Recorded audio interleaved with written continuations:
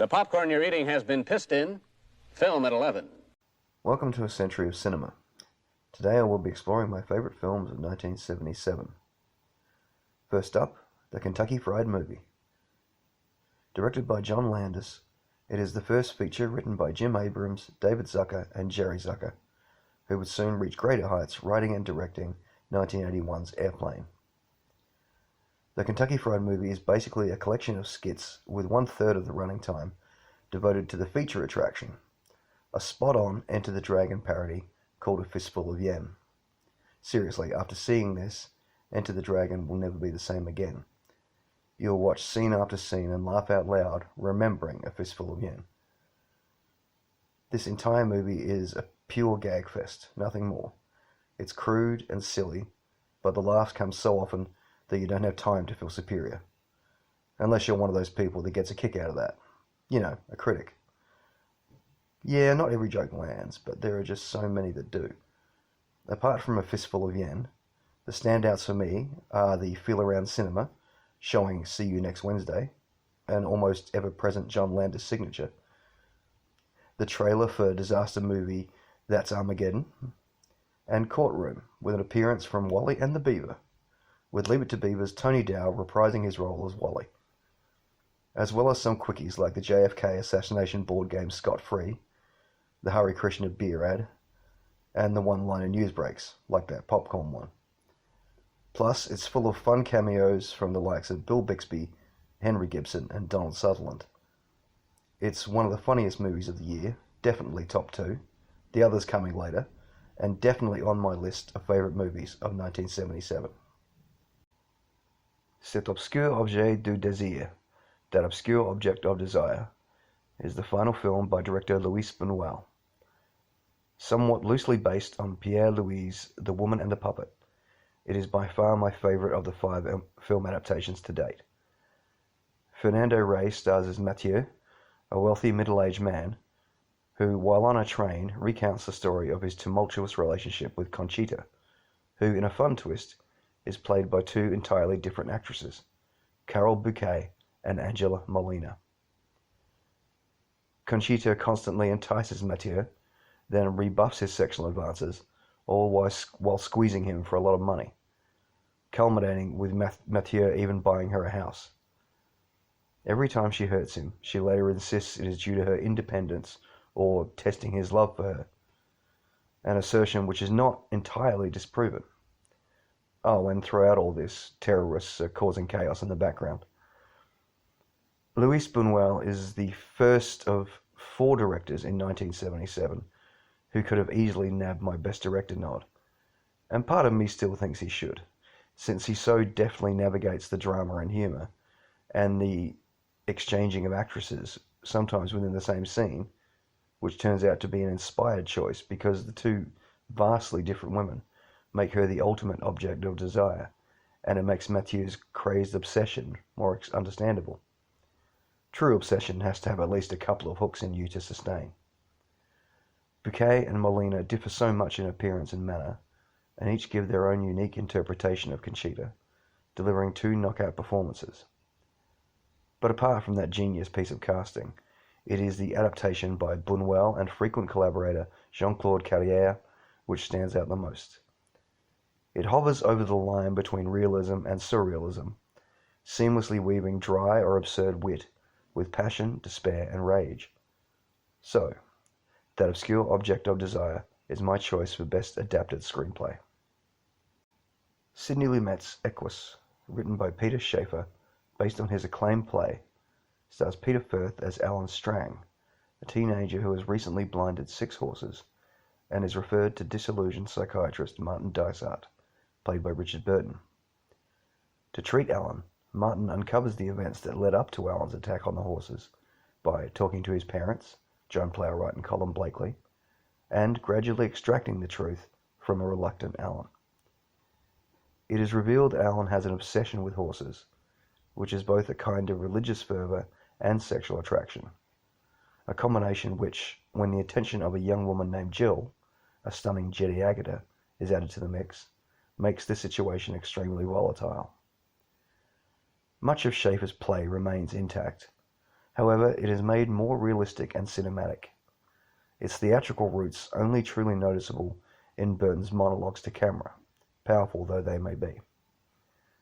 And while the screenplay is excellent, Lou Met's direction is exemplary, and cinematographer Oswald Morris does some excellent work, the standout is the array of great performances.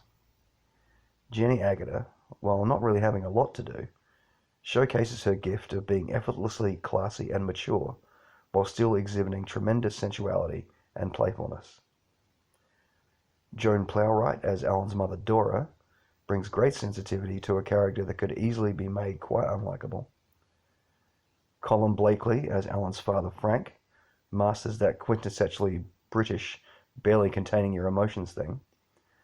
Eileen Atkins as Martin's friend and colleague Hester, who refers Alan to Martin, is the grounding force in the film, and her strength and tenacity keep Martin on track.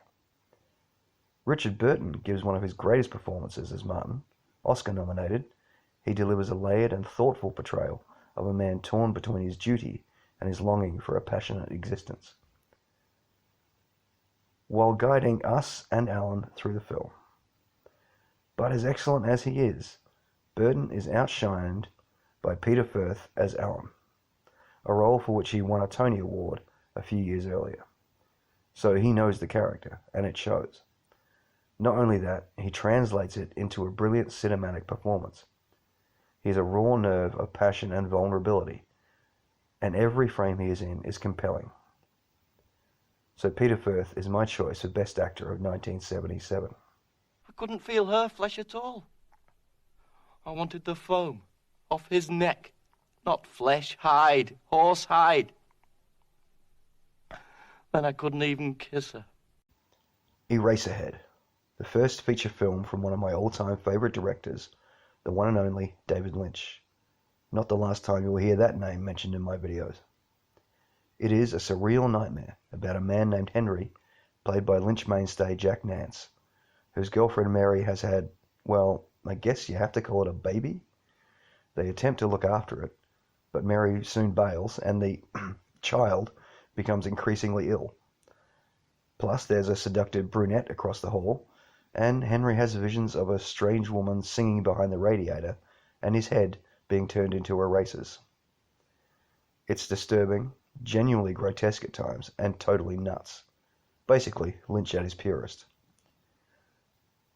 Consequently, it is also truly unique, riveting, and totally immersive.